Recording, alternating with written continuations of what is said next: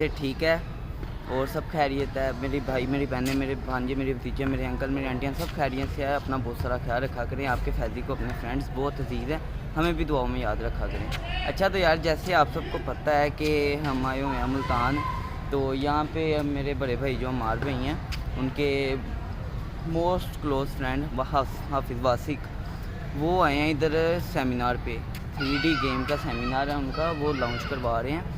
तो जब वो भी मुल्तान आए थे सेमिनार पे, उन्होंने हमें कहा कि आओ यार यहाँ पे मिल लेते हैं, क्या सीन है। हम यहाँ पे आए हैं तो भाई लोग गाड़ी लेके कहीं गायब भी हो गया। अब हम उनका वेट कर रहे हैं। अंदर सेमिनार चल रहा है, अंदर भी नहीं अभी जाने का दिल कर रहा। अभी बाहर बैठे हुए हैं, ये देखें ई लाइब्रेरी ऑफ मुल्तान, ये लाइब्रेरी में सेमिनार चल रहा है। यहाँ पे हम बैठे हुए हैं, वो आए गए हैं जनाब साहब, हमें यहाँ पे बिठा के खुद गायब हो गए हैं। हमें यहीं पे हैं और खुद गायब हैं, गाड़ी पे सैर सपाटे हो रहे हैं।